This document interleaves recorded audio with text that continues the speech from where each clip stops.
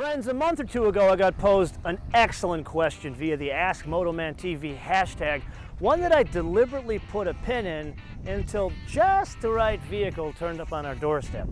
Now, I'm not saying that this is a Porsche related question, however, it is a question related to what this vehicle is fitted with, the carbon ceramic rotors.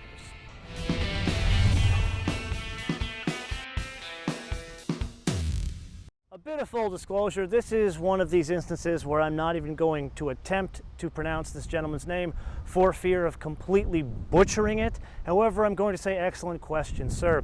And if I understand the question correctly, he either wants to buy one of those used, remember the C6, Z06, like blue special editions, the one with the carbon ceramic rotors, stunning color, just the way those things looked.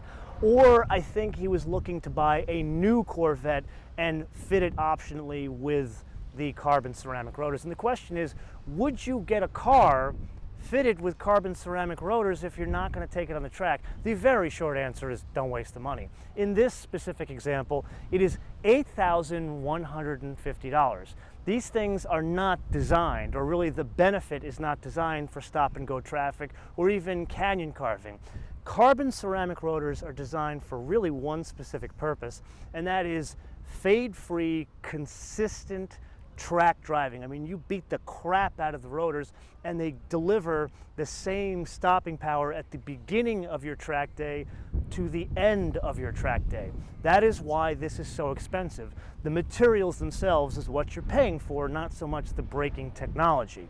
So if you are taking it on the track, by all means, man, go and get your Corvette with your carbon ceramic rotors, or if you find one of these blue Z06 special editions that maybe is not too much more money more than a regular Z06, you know, get it, because it probably will, I don't want to say appreciate so much over time, it'll keep pace with inflation over time a bit better because of that option.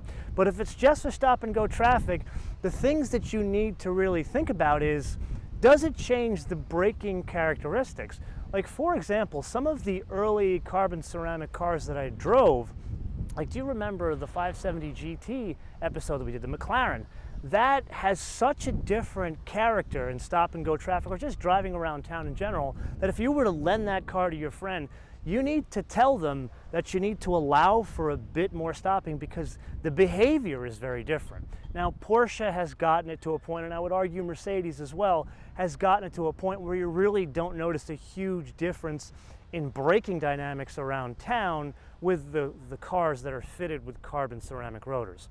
So really, in recapping your question, if you're buying it just to drive around town, don't waste the money. If you're buying it new, if you get a deal on it used, hey, you know, you got carbon ceramic rotors. But understand, if you have to replace those rotors, it's a lot more money. And then number two, really drive the car around. Don't go with one of these like 5-minute test drives. Drive the car for like a half a day, or if you can get it to borrow it overnight, to really understand, do you want to drive a car fitted with carbon ceramic rotors every day? And if so, what's the difference? Now, that's my experience with cars fitted with these packages. I'm going to turn this around to you guys, and let's make this an open discussion. For those of you that actually have a car fitted with carbon ceramic rotors, I don't want to talk about track because we know what the benefits are when you have a vehicle fitted with carbon ceramic rotors on the track. But what has been your experience driving it around town? Because that's really this gentleman's question. Let me know in the comments below or via our social media, MotoManTV all one word, MotoManTV all one word, Facebook, Twitter, and Instagram. And with that, I want to leave you with two things. Number one, I'm kind of tired of beating you up about subscriptions, notifications, and resubscribing. So I'm just going to say this, please watch our episodes within the first 24 hours because YouTube has butchered the platform so bad that YouTubers big and small, no matter the genre, have a term for it. It's called adpocalypse. And number two, I want to leave you with a fun fact. So while this vehicle was with me in the garage this weekend, I was going through some of my stuff in storage and found my library of car brochures. And one of the most amazing brochures I found was the original sales brochure put out in 1992 for the 1993 Porsche 928 GTS. But wait, there's more.